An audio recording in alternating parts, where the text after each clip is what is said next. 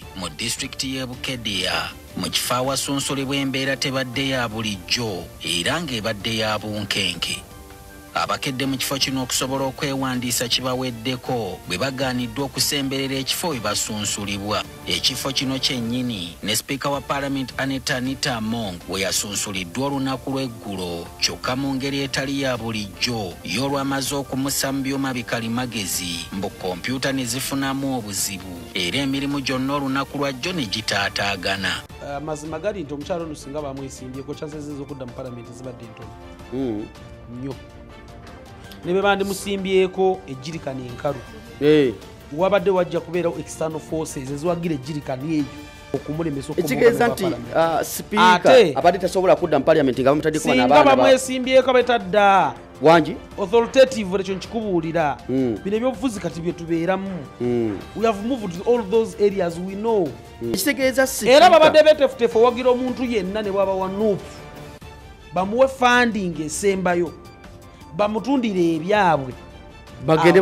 bamuwagire ajeyo akalulu ako kubanga Paalamenti bw'otabeera memba wa Paalamenti teweesimba ku bwa sipiika kyekisanyizo ekisooka. Tegeeza nti Asafu Sipiika Anita Among abakukkiriza nti bano abaana ab'obuwala bamwesimbeko teyandika jjeeyo abantu e Bukedea. Njagala kujjukiza nti Oweekitiibwa Sipiika abadde yakeesimba ebifunde ezo eri Bukedea nga agwa. Obadde okimanyi ekyo? Obadde sikimanyi. Era Oweekitiibwa Sipiika NRM yakagijjamu yasooka okuwangula ekisanja ky'e Bukedea nga independent. Zinabimanyira mu FDC. So struggles kata weesimba teyawangulako nga FDC. Ebbanga lyali yeesimbirako e Bukedea ku tiketi ya FDC yagwa. Kuba njagala tusooke tuwulirize wano nga Anwar akola intro wano ku story eno Balaza ya wiiki eno okukwatira ekibiina ki NUP bendera ku ky'omubaka omukyala owa Bukedea Florence Asio talabiseeko ku kitebe ky'akakiiko k'ebyokulonda mu disitulikiti eno ku lunaku luno olusembayo okusunsulibwa. Ye yalaziibwa. Anwar akugambye yalaziibwa talabiseeko tewaliiwo ggulire erigamba nti musibe nti muwambe ne famire ye tenavayo kugata omwantu we bwe tubamulaba gyali eka. Ate bano abaaganiddwa poliisi okuyingirawo baluwe bawandikaligojeko awo nawe wali obuzibu. DPC abuulira abantu be Bukedea oda yazijjeewa. Abantu abo balidde ssente. Abaki? Abo beesimbye n'Amongi balidde bonna. Kati ani abaliisizza? Oyo wa NUP yalidde. Ani abaliisizza? Omubaka ayinza okuba yabawadde. Ono gwabadde bagenda okwesimba. Muvuganya. Ne bagamba nze mu kite. Ne bagamba bannaye mufaaki. Ne bazanya game nti twagezezzaako. Bwe kiriko balina abawagizi badde balina okulaga abawagizi baabwe nti bati wali muwagizi gwe balinayo. Kubanga baabaawo omuntu azze yekka ku offices zaki za commission taliiko muwagizi yadde agamba poliisi etuganye ne poliisi tetulina we tugiramu. So bano abantu abadde beesimbye n'Amongi bonna babakwate kati babasibe akantu buli omu alinawo ebisatu babakwate kati abo bayaaye bafunye ssente bayaaye ey'olw'okusunsula abeegwanyiza ebifo by'obubaka bwa Paalamenti mu disitulikiti y'e Bukedea mu kifo awasunsulibwa embeera tebadde ya bulijjo era ng'ebadde ya bunkenke. Abakedde mu kifo kino okusobola okwewandiisa kibaweddeko bwe bagaaniddwa okusemberera ekifo we basunsulibwa. Bano era babakuumidde mu kifo kino nga tebabakolako awatali nsonga nnambulukufu ebaweereddwa. Natudde wano kuba ssaawa 5 bangambye nzije wano ssaawa 7 makati ga ssaawa 7 ne 8 bampandiise naye ntudde wano ngenze eri ne mbuuza abapoliisi nti tukoze tutya okunyingiza muli ndabe ku returning officer ne bangamba nti oli mu listi 150 but I've been denied to enter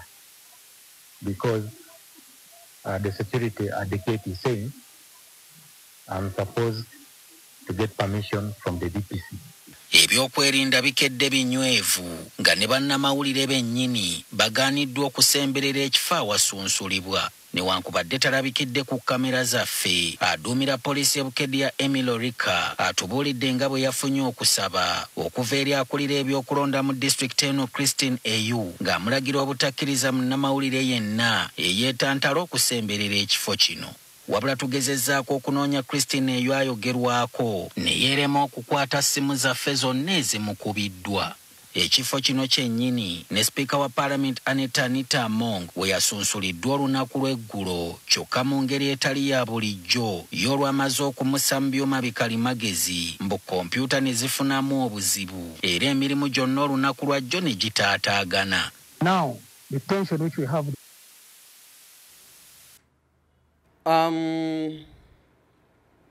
Ogamba otya omulungi atuwuliriza n'okutulaba wano ku Celebrity Track. Kansubiri nti oli bulungi bitambula bitya mu mbeera yonna. Olwaleero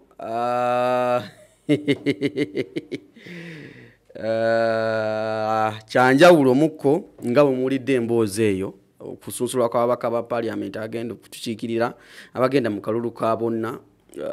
kwakomekerezedwa olunaku olw'eggulo embeera yo yabadde yanjawulo mu bitundu ebyenjawulo. Abamu beewandiisizza bamu olwo binalabye Masaka gwe baawa kaadi ya Nuupu ate yawunse yewandiisiza nga independent. Nsonga lwaki jjukira NUP yasooka kufulumya kaadi zino mu kusookera ddala nga esoose kuwa abantu abalala kaadi ne baddamu ne bakola okunoonyereza okwemulugunya kw'abalala ne bazikyusa abamu ne babaddiza abalala ne baziwa abalala. Kati waliwo gwe bajjako kaadi bitundu bye Bukoto eyo iziri Bukoto East bamujjako kaadi ne bagiwa omulala ete yayomba ku olwo bagimujjako yasirika naga kambalinde ku lunaku lw'okwewandiisa yakedde n'asookayo gwe baawa kaadi era ye ne bamuwandiisa nga akute fulaga NUP bwe bawadde kaadi yagenza otuuka nga takyalina kyakola nga alina okugira ku independent. So kati embeera bwetu tugenda sookera in fact ku mulundi tujja sookera ddala okulaba nga bannakibiina kya NUP bakubira campaign omuntu ali independent balekewo alina kaadi yaabwe. Simanyi wakigenda kubeera kitya eyo nga tuvuddeyo tulina ebyabadde Bukedde mbiwulidde. Speaker Among yayise wano opposed ababadde baagala omwesimbako bo balemeseddwa. Wano wendi mu studio ndine muganda wange Asaf ono nga musajja asubscribinga nnyo naddala ku kibiina ki National Resistance Army movement NRA era baaveeyo ne beeyibula ne bafuuka movement muna NRM lukulwe era naye ensonga aziraba naye yaŋŋambye nti divorce neddade ndi wa NRM wali ebintu bye sitegeera ningamba kati tutuli wala sira tugenda diteekera ddala ku byabadde e Bukeddeya. Speaker kati essaawa zino aliko Honorable Anita Among oba lyeringa gamanya Anita Among byonna byebyo bannaye. Muganda ogamba otya sooka obuze ku batulaba n'abatuwuliriza balamusiza nnyo simanyi oba ndi kumpi n'omuzindalo bulungi kiryokaawo. Tugenda kutunuulira ensonga ezo. Mukama wange kituufu subscribinga ku NRM yes naddala mu kiseera kino ng'omukulembeze wange yannagira kuba nali nagita naye omukulembeze wange naga nti kambeere wasatu mugumu muwagire Mzee Museveni okusinga gwendiko Mzee Museveni kuba abenali mu Rusi bazibu bakudefendinga watch otunuulira ebigenda mu maaso. NRM nzibu yakola ki Urusi bazibu bakudefendinga namwe Urusi bibatabukako mnange ekibiina kyatabuka ndi omu ku bavubuka ab'omukisa mu kibiina kuba gye buvuddeko NRM yannooze nga agenda okubeera ku task force waayo ate bwe natunudde ku task force gye balonze ya Kampala Metropolitan nendaba nga nzenze kali wansi w'emyaka 4 however sigasemberedde yadde okumpi naye bannange be bampadde okukola nabo tosobola mutambuza kilomita 3 bakinvinvi era omutambuza kilomita 3 bayitaaga cupa ya musaayi omulira ku drip ya musaayi kuba amaanyi tebakyayina so nendaba nga wakyaliwo obunafu bungi mu kibiina naye ffe nga bana PLU twebaza Katonda nti mu myaka gino 5 tweteekateeka era tugenda kusinziira nnyo mu PLU okusinga nga kuba it is the youthful movement okay NRM gyeyinawo ate nga engeri pate nga masipate gyekuba ennyo ekikono abavubuka genomozi natuwa omukisa nti ffe tutambuyire mu youthful movement ya Patriotic League of Uganda okubeera nga tukunga abavubuka banaffe muzeeyi asobole okufuna obutundutundu 8 nga bwe tukisuubira kuba bwe natunuddemu mu disitulikiti mwasoose Moyamu Kole Lira ne Warara nalabye ng'ali mu butundutundu 98 ku 100 kati bwe tunajja wano mu Buganda Kyagulanyi walina ku bawagizi ab'olubatu tujja kulaba ng'obuwagizi bwa muzeeyi bugenda wakiri mu butundutundu 89 Kyagulanyi n'abawagizi baki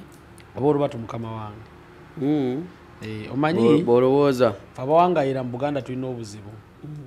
tukyamuukirira tetuwagiza nsonga kati mu myaka gino 5 njala kwebaza bannaffe betuwangayira ku ttaka lya Ssaabasajja ne Busoga ne Walala okubeera nga twazeemu amagezi ate nendaba nga abavubuka mbeera ku TikTok okwo ne ku mikutu gino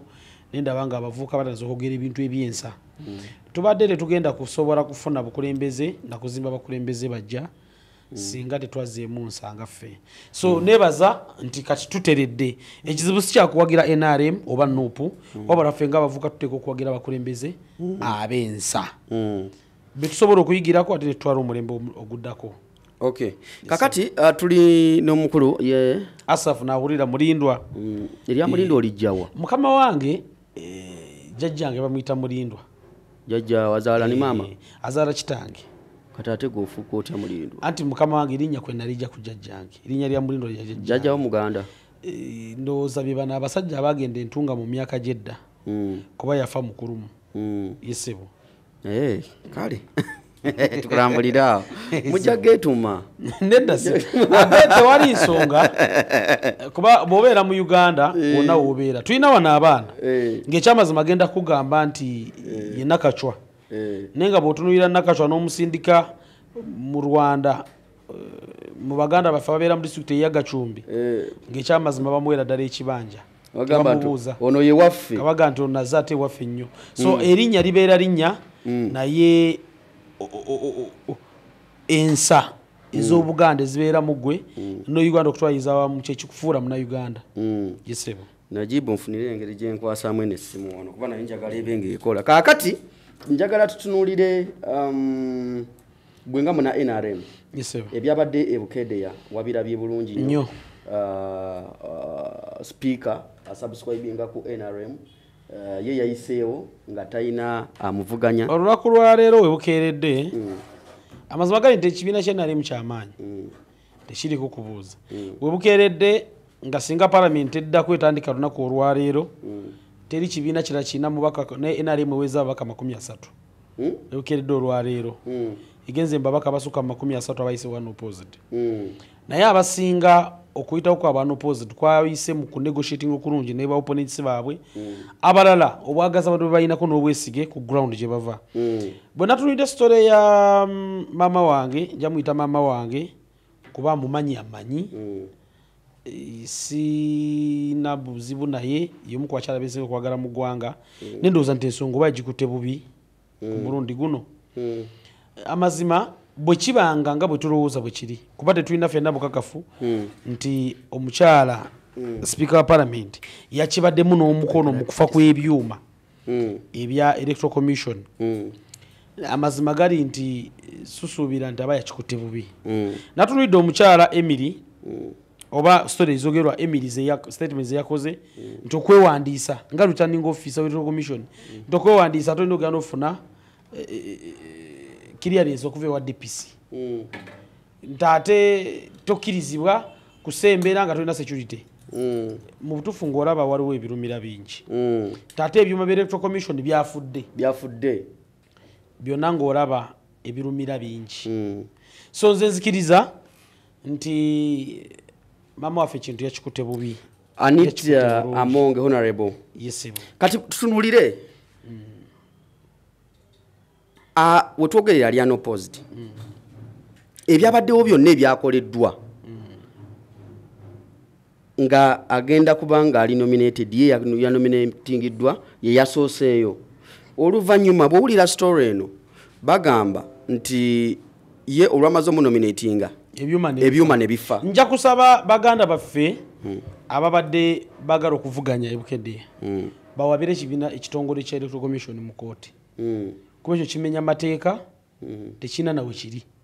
electoral commission wakiri yandiwandiisa amannya ago ku mpapula ne bakuwega nootinga obudde nga tebunakola ki nga tebunaggwayo yo negenderwanagana butya bwegateeka mu system naye tosobola gamba muntu yeteesetteekedde akalulu emyaka 5 nti ku ssaawa esemba nti byonna ebisaanizo biina naye ffe nga ffe ebyuma byaffe byakyankalanye ontegedde bulungi ekyo kikyamu ekyo kikyamu era nze amagezi gemba bawabi electoral commission kuba ffena abamu bajagamba nti honorable speaker right honorable speaker yasabotagize enteekateeka biki but we don't have the proof we must agree tetulina bukakafu tikituufu akirimu kuba kati kino naye ekitongole ng'ekitongole kivunaanyizibwa mu kuwandiisa divorce singa obeera ng'olina ebisaanizo ebikukkiriza okwesimbawo mu electoral area eyo yesebo batutunulira gwe nga gwe ng'ogyeko nti tetulina bukakafu tetulina ki ebintu ebibeera ebukeddeyo eyo abaagalako kwesimba ku honorable speaker kati Anita Among emabega kwawo abamu babagoba ne bagamba si nzaalwa zeeyo NUP n'ekyusa gwe yalina okuwa kaadi nebawo omulala nga bagamba yo enzaalwa yeeyo oyo waawo bamumanyi batuuse okwewandiisa ye yabasookayo bagenda okgendayo bagamba nti kino kyafudde waliwo omusajja gwe nawulidde agamba nti babagambye basooke bagende wa RDC RDC kola ki nina ekintu kyenzijukidde bwana divorce owekitiibwa ennyo right honorable Anita Among mukyala mulungi naye ayina abantu beyakkiriza ab'omulugube abenge abataagala bannayuganda abakozesa enkola ey'ekika ekyo okubeera nga bo batwe bajja mu palamenti n'abakiza ne bamusemberera akalulu kano ke twalimu aka delegates conference tuyina allowances tuyina ebintu bye tuteekekedde okuba nga mukyalo oyo awangula akalulu ngaffe abawagizi be ate bamubulayiza omanyi delegates conference si delegate bokka nti bebamukola mobilization naawe divorce osoboka nga toli delegate naye nga ate ompagira n'ogamba nti naawulira njagala onzikirize nkwatire ku bendobendo ly'e Masaka abantu obwe njogerezeganya lwo bampuliriza so n'omwana naye bw'oba olinayo erita y'amafuta gimpe omukyalo oyo nga nina baganda bange besitagenda kwatukiriza mannya tukirira bwetumutuukirira ne tumunyonyola nga bwe twali tulowoozezza bwe twali tusobola okuwangula akalulu ako mu delegates conference twebaza Katonda nti akalulu ko twakayita mu bulungi era yakawangula omukyalo oyo n'atukwasa omubaka kuba twali twakatuuka ne wabaawo abagenyi abakulu ate abayingirawo alina obatendingatu n'atukwasa omubaka w'ebusoga eyo bamuyita Solomon Serwanyi nze nalabye abantu abayaayi bali ba Solomon bali mu levo zaabwe ate nga be bantu bayinaawo beyeesiga balowooza nti bantu balamu so omuntu nga oyina honorable Daudi Kabanda ku lusegerero ng'oyina honorable Solomon Serwanyi n'abalala besitagenda kwatugiriza ku lusegerero kiriza obagaana amanyanga ngaago gateeka okubeera mu kitundu kyo oba gateeka okwetooloola kuba gwe batunulirawo bemmenye tunulire waabwe gye babadde bakabanda tunulire ekyali ekasambya mu kamyufu ne kaakati kirinde divorce oli mu mawulire tekigenda kwawukana nekiwalingidde bukeddeyo difference eri ebukeddeyo eri nti ate bano baba fitinye ne batakola ki ne batalinnyako obwo obusobozi ate bano bakabanda baserwanyi bwe batayina bwe batanafuna ntasobola sabotaginga that level naye aga amagezi agakola ebyo agasabotaginga systems n'okunyigiriza bannayuganda be bali mu gateeka mu ofiisi y'omukyalo oyo bano ababiri if truly nga owekitiibwa Among yabadde nga alina omukono kyagenze mu maaso nze natuula ne Serwanyi nga owekitiibwa speaker atugambye nti project tugitemeeteme naye amuwe report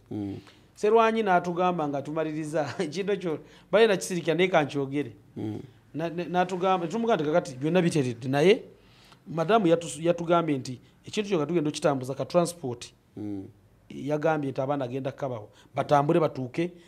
projekiti eno nga wetugenda ogizimbira kya madamu ngenzeeyo neyeebase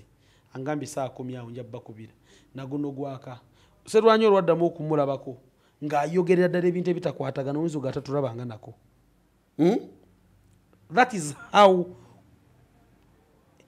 simanyi nabwe kigambo kye nsobola kukozesa kyexplaining abasajja abo batambulira ku speaker and you will always see them wherever the woman is ojja balaba gwatwata videos kati madam speaker badano yakatuka president engule wherever the speaker has been those two has been there on the same stage bafachi era bino byonna byolaba babibaddemu n'omukono that one I'm telling you naye fenga fabagala honorable Anita Among because that woman I can authoritatively tell you divorce the woman is too good to be with some people lwakitagala bamwesimbako ekyo kiri political Tukirize nange ng'omuntu eyesimbyewo ku Kampala tukirize tugaane bino ebyabadde Bukeddeya biragira ddala nti omukyalo ono tayagala bamwesimbako because buli kimu kyeraga kyokka ne bubolaba njala kukikutematemera bwe obiraba mu ngeri ki kutematemera bwe nti omukyalo ono abaddewo n'olutalo ne Kadaaga mazima gali nti omukyalo ono singa bamwesimbyeko chances ez'okudda mu parliament zibadde ntono nnyo ne bwe bandimusimbyeko ejjirikani enkalu wabadde wajja kubeerawo external forces eziwagira ejjirikani eyo okumulemesa ekitegeeza nti sipiika abadde tasobola kudda mu parliament nga bamutaddeko banabaana singa bamwesimbyeko betadda wangi authoritative ekyo nkikubuulira bino ebyobufuzi kati bye tubeeramu we have moved to all those areas we know singa baba kukiriza bana abaana b'obuwala speaker lwalimu eastern awo ne tiimu za busoga ezimu ezikulemberwa right honorable alitwala Kadaaga abantu abalwanyisa ababaka abo benkunyonyodde olutalo olulyawo mu constituency ya Serwanyi n'abaana balwana balina ssente ate bonna bamanyi nti abantu bano babakola bubi babaka amataka babanyigiriza batta abantu baabwe lwakubanga bali kumpi ne speaker gwe mugongo gwabwe abantu bano bonna babadde beteefuteefu okukwata amaanyi gaabwe gonna bagadege constituency egi ya Bukeddeya district ekitegeeza sipiika era babadde beteefuteefu owagira omuntu yenna ne bwaba wa nuupu bamuwe funding esembayo bamutundire ebyabwe bagende bamuwagire ajeyo akalulu ako kubanga parliament bw'otabeera member wa parliament teweesimba ku bwa speaker kyekisanyizo ekisooka ate asubira ekisanja ekyokubiri sigamba nti kikata akifunye keyayise wano opozi ekisanja ekyokubiri akimaze naye singa teyakutte district eyo abadde yagenza abadde awedde era speaker parliament abadde addako abadde tayebwa abadde awedde abadde tekyaliko ekitegeeza nti Asafu sipiika Anita Among abakukkiriza nti bano abaana b'obuwala bamwesimbeko teyandika jeeyo abantu ebukedde njagala kujjukiza nti owekitiibwa sipiika abadde yakeesimba enfundo eziwera ebukedde yanga agwa obadde okimanyi ekyo badde sikimanyi era owekitiibwa sipiika NRM yakagijjamu yasooka okuwangula ekisanja ky'ebukedde yanga independent zinabimanyiramu FDC so struggles kata weyesimba teyawangulako nga FDC ebbanga lyoli yesimbirako ebukedde ku tiketi ya FDC yagwa era right honorable speaker Anita Among aze mu parliament nga independent yakyukira mu system n'ayingira ekibiina ekyenarem yamala kuva mu FDC struggles z'ekibiina esinga obuntakola ki tazimanyi kati njagala kujjukize nti essaawa zino teyakomye okwo kati ate essaawa zino ye namba 2 mu kibiina kya NRM second vice national chairman female kyekyali kibaloonya ne honorable Alitwala Kadaaga kyekyali kibata ne Kadaaga era still singa nze nali muwagizi wa Anita kyonkyogera sikikwese n'abawagizi ba Kadaaga mikwano gyange bakimanyi kubanga nze natandika okulwanagana ettiimu ya Kadaga mu lukungaana Kadaga lwasooka okutegeka olwa African Youth Convention olwali emunyonyi kuba we yali initiatingira badelegates abavubuka bonna cause truthfully is countrywide abavubuka bayingidde nnyo politics naddala mu kibiina ky'NRM abavubuka bangi oli takulimba kuba NRM yesinga ba leaders mu ggwanga obungi kataate NRM ina abavubuka almost bokka everywhere kababeere kati ni mu Kampala muna abavubuka bawangudde ebifo ebisinga so baba ita mu youth convention naliyo naye nesetinga timu yange ne tulemesa enteekateeka zonna ezaaliwo eziri political convention nibwegwa ne bateeka olukuŋŋaano lwali ku Africana ekibiina ekyo ekyabavubuka bakadaaga bakulemberwa Alex n'abalala era nensi ovuga ne tulemesa enteekateeka ezaaliwo ezo ndosinga kadaaga nze ndwana olutalo kubanga Amongi abeera second vice national chairman naddala kubanga awo fe abasinga butwali tumwagala naye era ng'ekiseera kisembedde waliwo mafialism yali mu makaage ne mu ofiisi ye eyatuuka ekiseera naffe fenyina wagizi be netukwata mu bulago ng'olaba mafiya ayagala kutta era bano ababikedde abakaabya kajanja tebamanyi kye badiringa nakyo tebamanyi kye badiringa nakyo bakaabya kajanja tebakitegeera tebanakiba kifiiringa bo baliko ekyo kituuza tudde wano Asaf njala tegeeza abantu bana batulaba ne batuwuliriza nti esaawa zino sipiika abakukkiriza omu ku bana abawala waliwo naddala singa tazizeeyo mu palamenti ate tagenda kudda mu palamenti waliwo omukyala nze ndi wa PLU waliwo omukyala yajja namulabako n'agange yansanga ku ofisi za PLO yawe Naguru nga mukwano gwaffe omu yali amumanyi nga bamanyiganye mu buntu mukwano gwaffe we bamuta asiimu asema naye atugamba nti waite waliwo omukyala mukwano gwange naye ayagala kwesimba kwa Amongi nate naye wenaarimu ye yali ayagala nakujja mu kamyufu mwali ayagala omwesimbirako bamyufu kenarimu teri kati naga naye ayagala kujja muwagizi wa PLO nnyo naye ayagala kujja ku office kweyanjula nze mwenyini zana wasima magezi muganda ate office ya PLO ya buli muntu buli mu Uganda go bukyala waba ayagala kujja kweyanjula abakuru babeerawo wano ofuna bulungi omukyala waba mukwano gwe jja mumuleta director abeerawo director mobilization w'ekitiibwa Honorable Michael Mawanda Malanga bwana bunu muleta yewandisiza yamaze oyo agenda kati tulinze businziseera alayire omukyala bwe bamuleta na Honorable Michael Mawanda namumusinkana ne banyumyamu nambuyira agenda ze wali Honorable Michael Mawanda oyo go musajja muntu muramu sinasanga muna byabufuzi muntu muramu yenkana Mawanda omukyala bwamala naga nti Honorable musaba yekifaananyi ekifaananyi ne bakyekubya bakyekubye abantu bakitambuza ku mikutu omukyala yamanyi oba yakiteeka musende bakitambuze oba abantu bakitambuza mu kuwagira ekifaananyi ekyo kiriko abantu bekyasibye nga lwaki bw'oba oyagala kumanya some people are just joking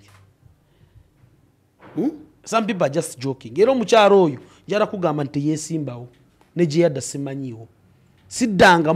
namulabako olwo wayita ebiseera ne bamwenda yali amaliridde musawo is a doctor musawo mukugu nnyo yali musawo mukugu nnyo emulagwawo ng'amalirira ze yegeza mu speaker aze kwesimba ku mukyala ekitiibwa speaker sikakasa nti byamutambulira yabula bubuzi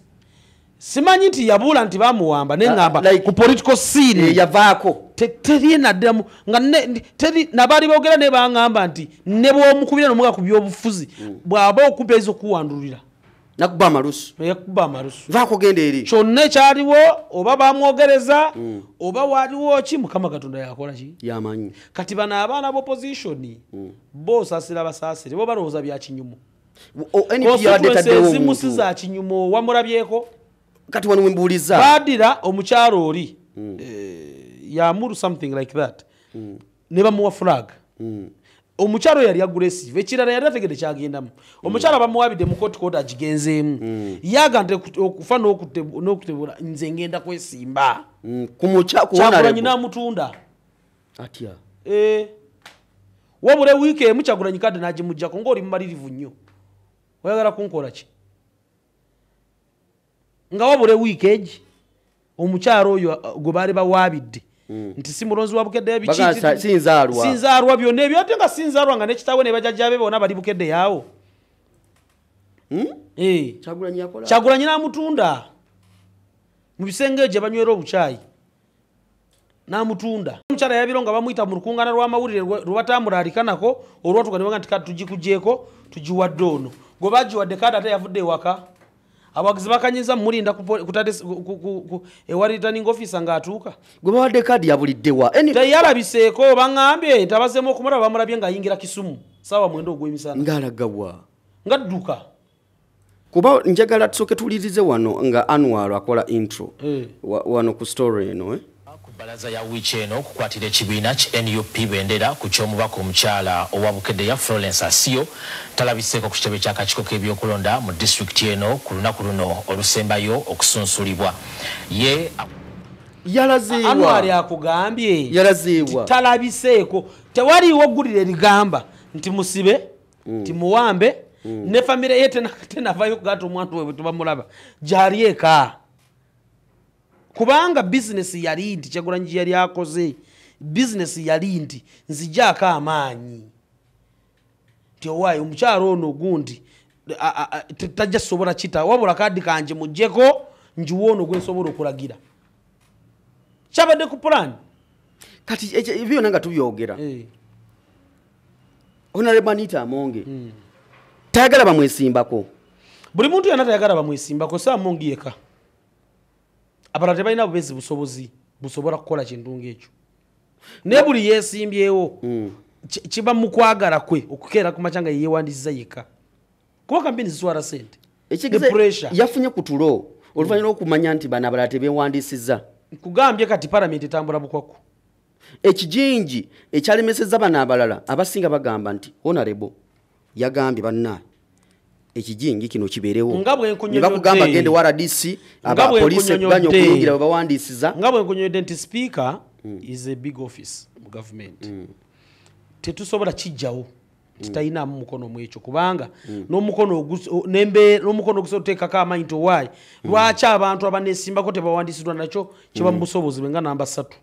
okuteekawo embeera kubeera electoral commission eri accountable to parliament Parliament ye appointments committee approving president babera appointees ogenda mu electoral commission era ye supervisor namba ki walone kano njagala tukawulirize kano tasimu zaffe zonna ezimukubiddwa ekifo kino kyennyini ne speaker wa parliament Anita Among we yasunsuliddwa olunaku lw'eggulo kyokka mu ngeri etali ya bulijjo y'olwamaze okumusa mu byuma bikalimagezi mbu kompyuta ne zifunamu obuzibu owulidde abantu awo yo lwamaze omuteeka mu byuma bikalimagezi naye lwaki NTV eva ebadde stories obwezityo NTV ekyovaola president yagigoba ku mikolo gyayo anti NTV bagamba bagigoba president yagigoba ku mikolo gye eva yebadde stories bwezityo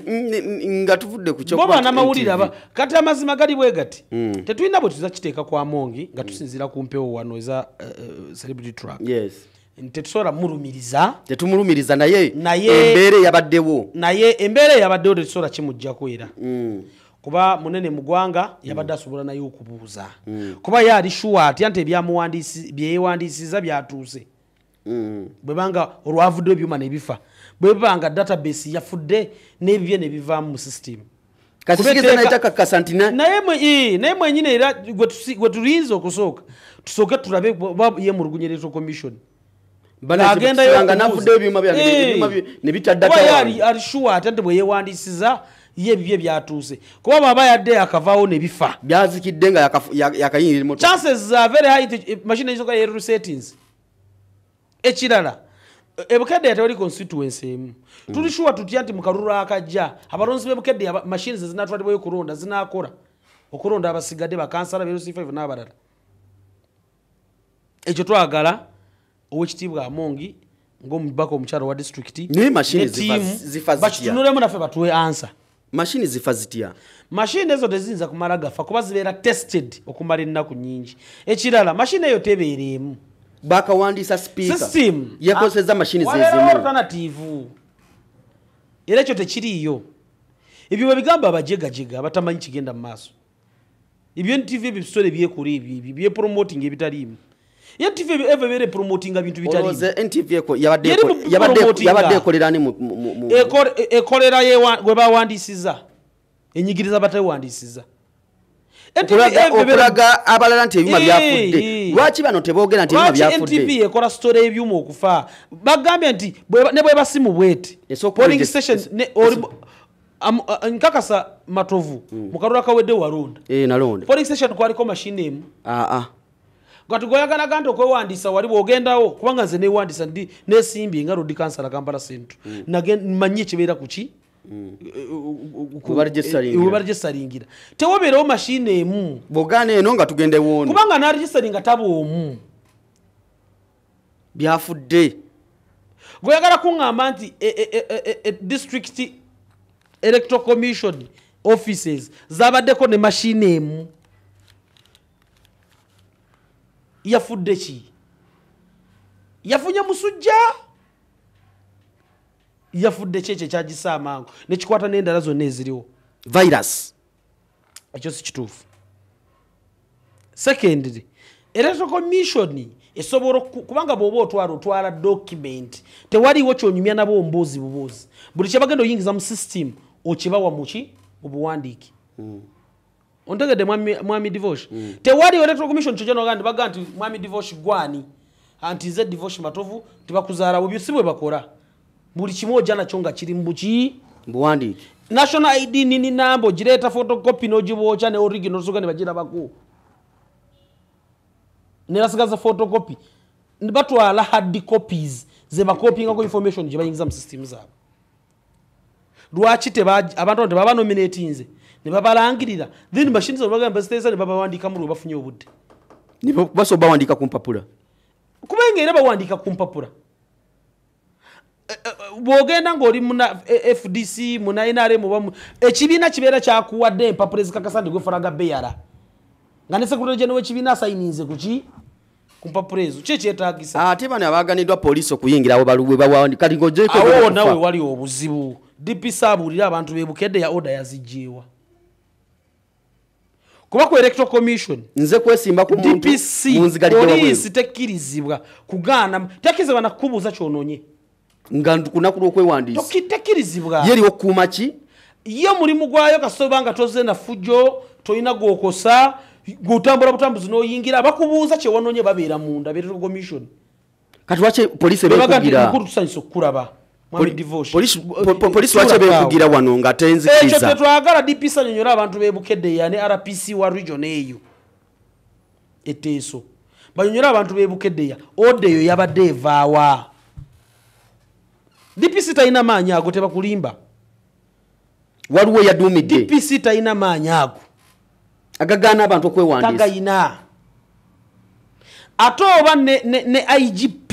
talina maanyi gagana kwewandiisa electoral commission gagigana kuwandiisa divorce ne IGP akulira poliisi mu ggwanga talina buyinza bukugana kwewandiisa divorce kwesimba mu ggwanga kati ani yalemesezza wabeerawo etteeka era electoral commission yeerifuga electoral commission ekugamba nti okusinziira ku tteeka lyaffe ABCD tetujja kukuwandiisa nekuwa n'ensonga si poliisi kukugira era otamanyi nakigenda mu maaso tuli shuwa tutya nti electoral commission awo babadde batadde poliisi okuwandiisa wekwabadde tetukakasa kuba tewali yagenzeeyo babayinza okabaliwo baleekaana electoral commission ejja besinga lewa ti bannaye eyo gye mwabadde si gye twabadde twewandiisiza mwabadde mu east fe twabadde eno wansi mu south y'etown kakati mwe biki bye mwogera fe twabadde ne tubalinda temwakoze eki temwazze yes yaddembe ko bakugamba nti tebabaganyiza nakuisembera kulaba oba omukyala Emire Ayu oweerectoral commission bawaali ate bano bagamba nti ne bannamawulire baagaaniddwa okutuuka mu kifo kino abamawulire ebyo byonna zonna propaganda kati twagala okumanya ani yawadde order abamawulire tebajja order ya poliisi yabadde evaawa electoral commission tekola na bannamawulire department y'abannamawulire electoral commission ekulemberwa omwami ono omwogezi Kituma Rusoke nedda ssebo ani mu electoral commission waliwo omwami oyo munyankole erinnya lye ndyerabira nnyo ogamba omwogezi wa poliisi oba electoral commission ono yani ye Bukenya iziti Bukenya so oyo yekka yayina olukusa olumanya banamawulire kyabayingira nabatakola ki abatayingira abali accredited era ekyo banamawulire nze sijja bawuliriza nti babaganye kuba oyinza osanga nga waliwo banamawulire babadde bakkiriza nga bo babaddeyo munda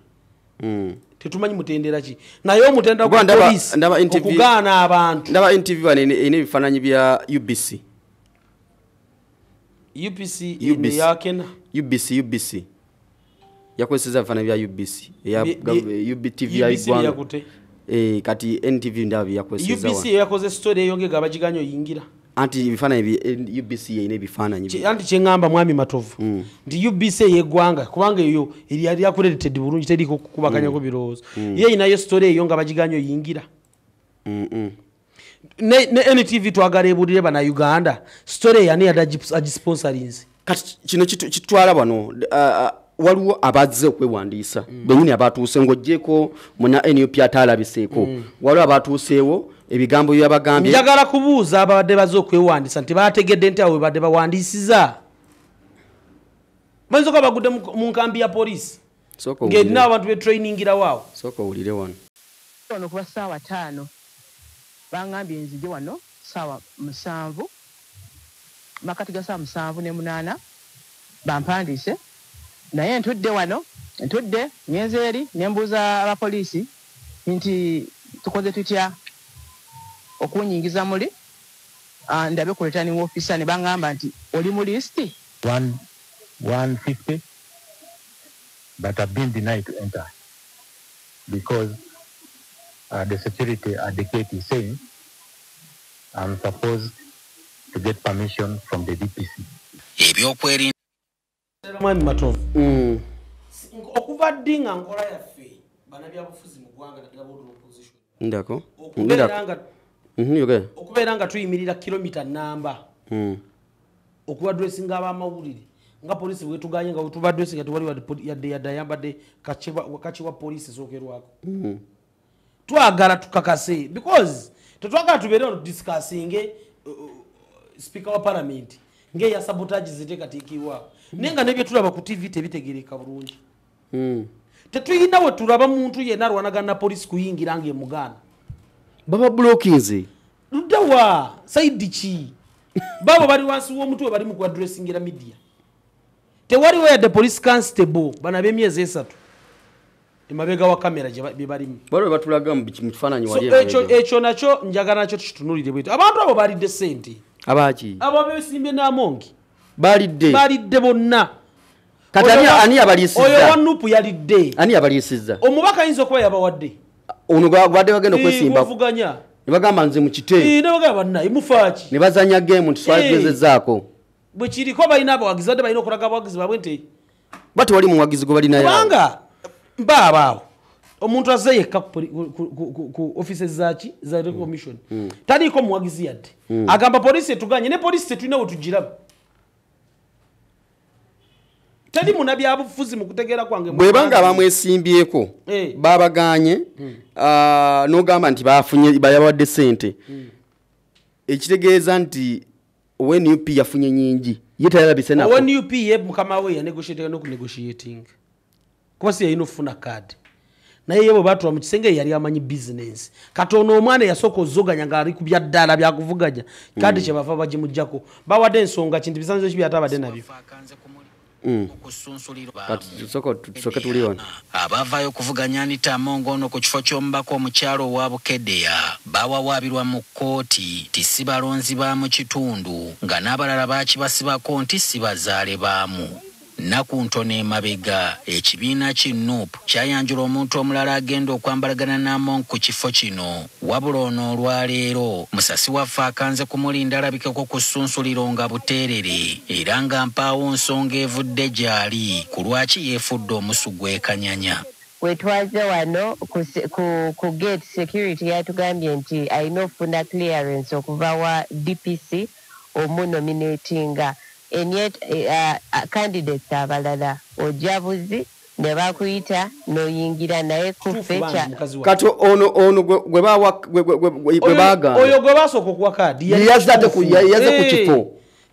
yadde ku kituufu alowooza bye baliko bya ddala kuba ndowooza ate abo bambe yadde yewadde yajje abeererewo munne gwe bawaki kaadi ng'amulinda amulabako kumba oli bizinesi yagikola ki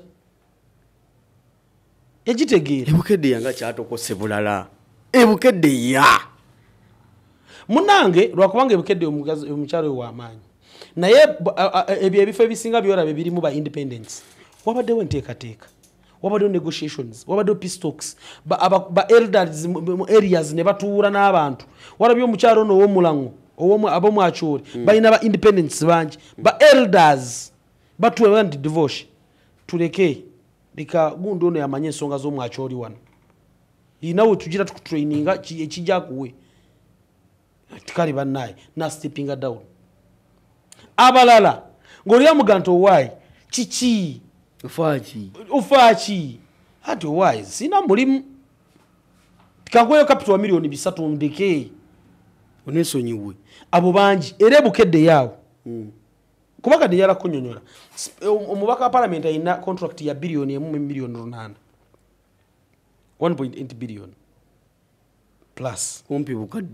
billion 2 contract member parliament omusaala gwe ng'ogugase awamu ogw'emyaka emeka kati Anita Amongi okukwata akawumbi n'akawumwana wa Nuupu kimujjako ki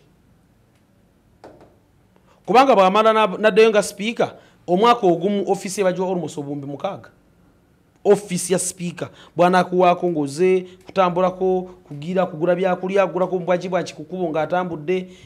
almost obumbi 6 omwaka gumu bw'akuwaakamu n'omwesonyiwa kimujjako ki nange ne bwe mbanze akamu nno sikangi golowooza omwana oyo owa Nuupu oyo yabuze bubuzi n'atalabikako yadde ne watabaako yadde wa Luganda yadde yabadde na agenti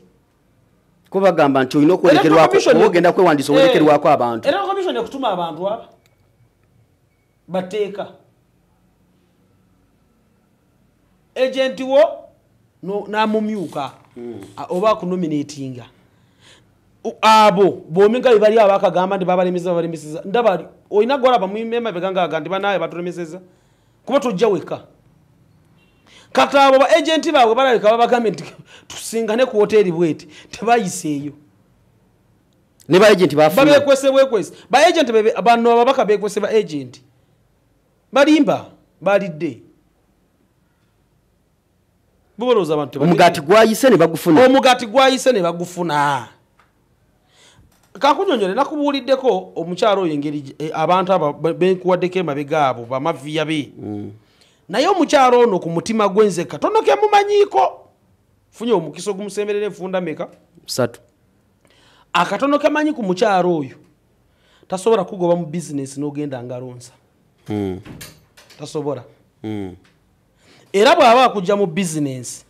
akuyita ne batunaga nti wanaye ekintu kino lwaki tukirese ofuna bulungi ekintu kino mu kukireka otaddemu ki tofiirwa bufiirwa n'akulwa kyotaddemu no walking away from the business so bano abantu abadde besimbye n'amongi bonna babakwategete babasibe akandula buli omu ayinawo 3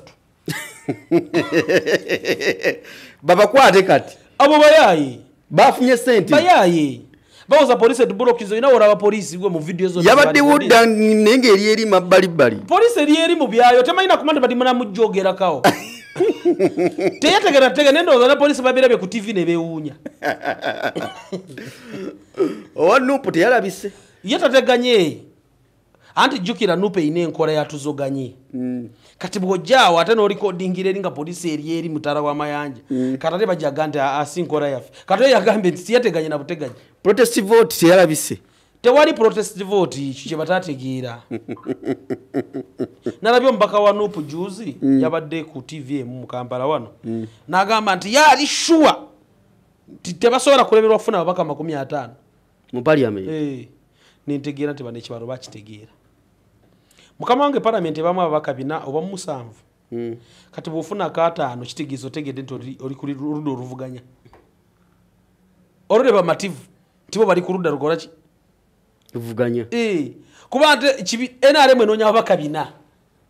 already abaka bawera 50 gwe boyagala parliament yamaze do bafuna an opposite ori ku TV ogamba egwanga nti kyokakasa temusobola kulema kufuna abaka atano kitegeeza go kimanyi nti musajja wali eri azoganya mu buki azoganya mu buzoganya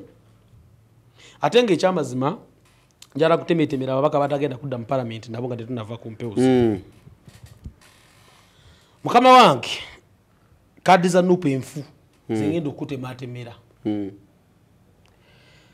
wano ku Makinde wetudde ku Makinde West kadi eriwo nfu gye bawaza halalirika nfu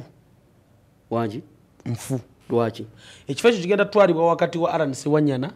ne Doreen Keita anaabo mugezigezi obulungi akitwala zaara wa kusatu ombiranye kategera bera wakati wa Alan Sewanyana ne Doreen Keita yani oyo Keita yayina faraga yenaremu yali RCC wano nawulidde ko nti bawo amaje abadde ebyo byabbawe sibimanyi ne abadde RCC wano omukyalo oyo wakati w'omukyalo oyo ne Alan Sewanyana Alan Sewanyana ayina omugongo nti wano amanyikiddwa nnyo mwana wa mukatwe n'ebizibu bino ebyamutuukibwako sympathy abantu gye balina gyali mwana nzaalwa yakuno kuba nange bwe sitakawa nange ndi NRM naye nyiza okawa Sewanyana Alan Sewanyana embavu muzirabamu Alan asobola okukola naye ekisinga obukulu mu byonna Alan ekisanja kino abantu bamubanja ki ebituntuntu 7 ku 10 by'ekisanja bimala mukomera ekomera abataligendanga mu njala ndibagamba abatuliriza n'abatulaba kuba gwolimanyi boge ndimanyi ekomera nze ndimanyi bogenda mukomera nomalayo omwaka n'ofuluma ebweru nomalayo emyezi emirala 6 gyonna gibanga kyenka nobanga akyaliyo ekyenjawulo kiba nti obakati osaba ku mmere gy'oyagala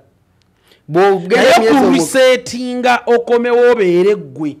ng'ovudde omaze mukomera omwaka era ebweru wetagayo omwaka ku myezi 6 okuddamu obeere ggwe so Alan Sewanyana ne womulabira kati alabika ndoza fuluma mukomera wiki ejja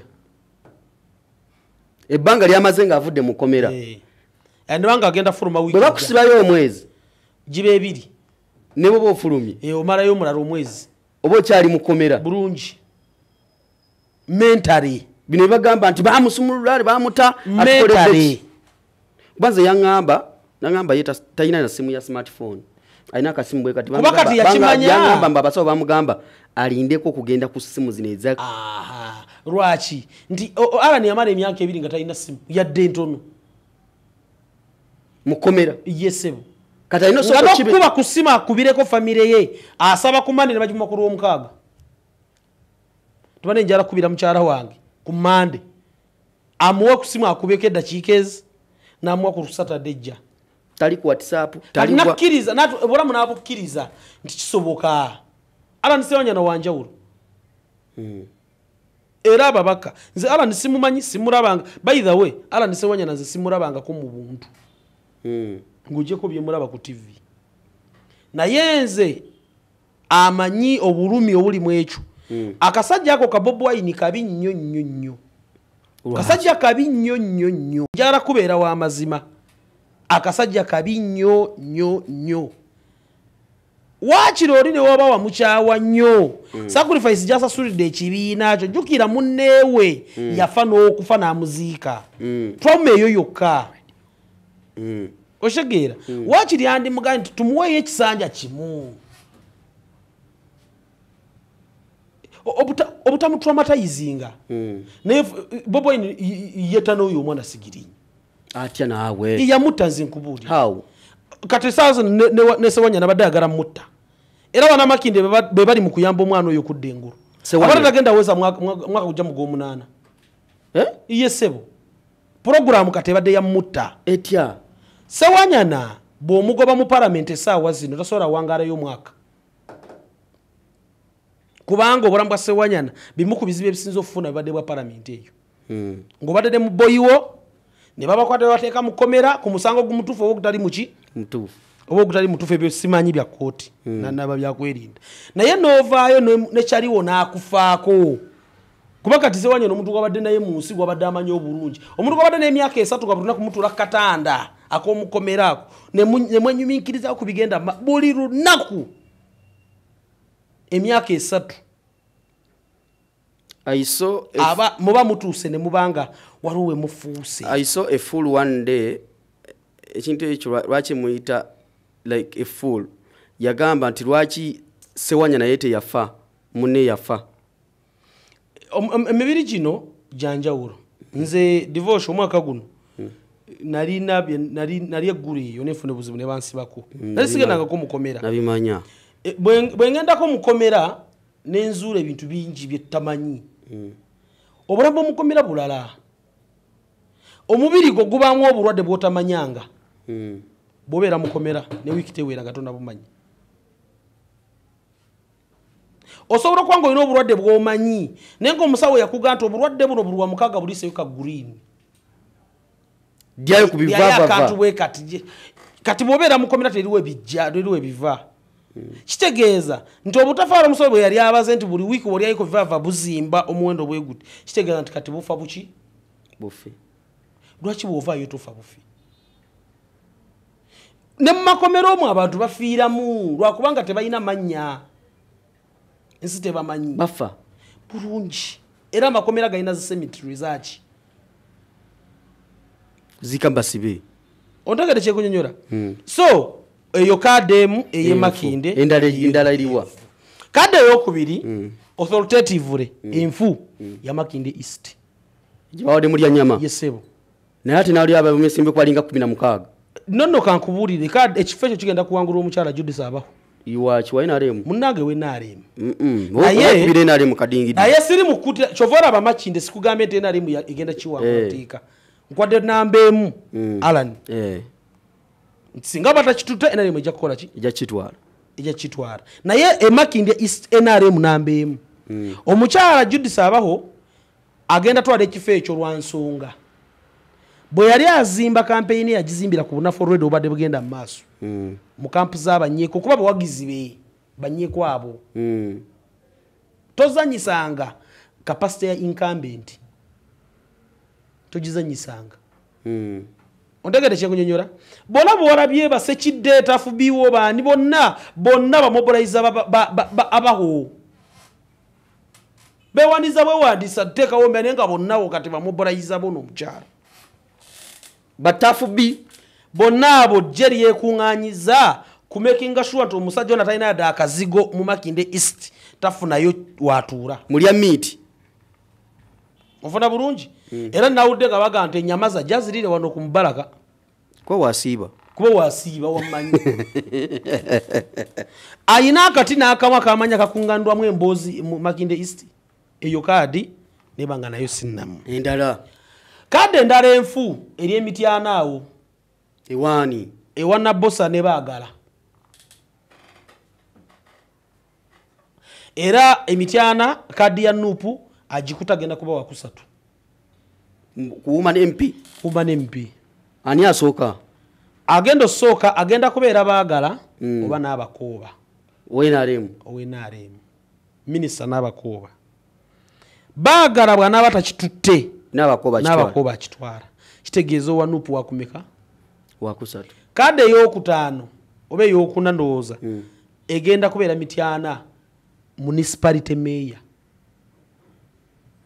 eyo nayo nfu bagiwaaniye emityana sijjukira muvubuka lwo yali newagiwa omulala nayo nfu eyo Musa Kafunda agenda wangula mityana wenaremu yesebo wano siri mukuta NRM kadigidi nkuwa mapesa amatuufu kubanga ne wano wengambye gunde jawa lwaki Kampala Central njibuse sijogeddeko ya Lubongoya nawangula akalulu munange Lubongoya akalulu akyakayina mwinayo mwatadde kwani agenda gwesimba ne minister Misa Kabanda era yo constituency wayagala kulaba akalulu k'abasajja akabasajja baga nti abo basajja be balwaniddewo Kampala Central woman MP ate Shamim Malende woman MP Shamim Malende agenda kawangula akotekadiko na ganti tetunyumya na kunyumya Shamim Malende agenda kuwangula akote tumara na budde kuko yadoliwe NRM nze ndiwe nare mu rukurwe simanye kibina kirala nawe tetumayira awo budde omane mpika mpara shabi mali ndagenda kawangu wanupu wanupu mo okiriza kitesagala kimayira ko budde kuba marenda gana ko ndewa bena ari mu abasinga waji marenda is a by people product anti bali bamutadde ko zahara lwirika yaita jasobora era jawuba uwa mwa mabina ubye mwayite mwagende yaita jasobora era kadi bakujwa zahara lwirika ku era marenda yandi muwangu denga independent awo babala wa marende yali asobola okujja independent ate era bayite basobora kuma marende card nga tebajiwa de segona bayite basobora warukagane segona agaruka warukagane segona ne kiyimba tujja kulinda kagwe tuiza kabala kati ako buli omwa ine enkizo warukaga basobora omulemesa bulemesa kuba ekyo kyekisooka warukaga ayina abantu be muli abaddemu akuliddemu muniga w'omwo akali amagwa tetwagala tumuyiseemu maaso omuntu abadde mu kitundu emyaka egisuka mu 10 aba ne structure engundiivu wabula kiyimba naye waali ayina structure yenaalemu ayina naye amaanyi ge ate njagala kujjukiza nti ku mulundi guno NRM yazeemu ne developinga si yeere abiri mu gumu togiyisa abumbisa maaso esobola okutegula so awo ebusiro wa segona tukalinda kawedde kamala kugwa NRM esobola okukatwala kuba olutalo oluliwo luli wakati wa opposition NRM ali bali abalaba bulungi mwekube kubanga segona bwaba arumba tarumba opponent ono owa kibina kino nalabye musajja wange Magola naye ajja ni Magola wali Magola ina sente mpya ninkadde bangamba musajja ina sente Magola ne wakwata abantu babusiro buli una mwembi twale ejejeje ebiri tebatola ku tuntundu asato bwa account ye 30% kusente Magola zaina buli muna busiro ne bwa mwaka emitwale ejejeje olaba akaluluwe kagenda okuba ani ayina amanya ani ayina sente kache kunyonyode ndakaruru ka busiro kamara kukora ki kubalibwa nibagamba nti ono naye nga ye muganda waffe omuyimbi ayinza omuyita mu ngalo warukaga ayina okubanga ayinawo akawumbi bintu ebi warukaga teri atamumanyi naye n'akawumbi kabeewo financial body kubanga abasajja bali mu kuvuganya bali mu muvuganyisa ttima tebali byabufuzi bino ebya bulijjo fena tubifiirwe otegedde bulungi yena nawulire kati omogera kagana na recording yakayimba tebijja kukola abeewo n'akawumbi agamba atya musajja wange Saalongo wali ku radio 4 nsunsuzi katutumirako ssebo n'abali eyo musajja wange ate kale balina programu y'ebyobufuzi ku radio 4 naye bw'ajja uploadinga ku YouTube ateeka mulogo 12 tebabba content naye nkori yajijja anti mukama waabwe mukwano gwange balamu nyo omanyi tayagala kumubba nzi kintu yakiyingiza ne mu baana Saalongo oyo gobuziza akakimanyi akimanyi bulungi tagala bubbi so eyo kadi nfu kadi endala enfu eri Masaka ewampuga nyendo mukungwe Masaka mpuga akomawo agenda back lulu bulungi kimanya akasajja kakomawo akapenti peri omugalatiya oyo mu penti peri ebyo bugalatiya buva wakati mu penti peri akomawo omudiginas oyo akomawo kade enfu endala kade endala gye tugenda okubala nga balangirira yawuma ne MP Masaka ene wali muwala wa mulanga ki ono namere namere ne n'omukyalo ono yani gwe bawa kadi abanupu mukyalo ono gwe bawadde kadi abanupu yinya ndirabidde livudde mu mutwe kati naye nfu eyo kadi tumabamala kalanga nina mere simu yaye mulwadde icyo kukola akimanyi kadi endala efu ya woman MP owakyotera yani ekyotera bajuwani ekyotera wali omukyala gwe bajuwa yana luli yagwa nayo bajimudiza bajimwongedde kuba umani mpe ali ekyotera wa DP naye ekyotera balina ekintu kye baakoze ku mubaka we NRM gwe baleese abekyotera baleese omubaka we NRM Sikola Besigye bamuleese nga n'amazzi bagamusondera uli nanywako ne bamuga nti mubaka nawe nywako ng'abantu be bakikola kintu kibaddewo mu byobufuzi byaffe waliwo kirala kyendabye ng'omubaka abantu be bakoze eki be bamuleese ani gwe bawa kaadi ya Woman MP Butambala bannaayo gwe bamma kaadi ali independent Mirembe waliwo Mirembe gwe bayita Mirembe nalabye ayina abantu bannaayo akikola atya si agenda okwesimba kwa Aisha Kabanda neetakoma mu parliament oli omukazi simanyi omubaka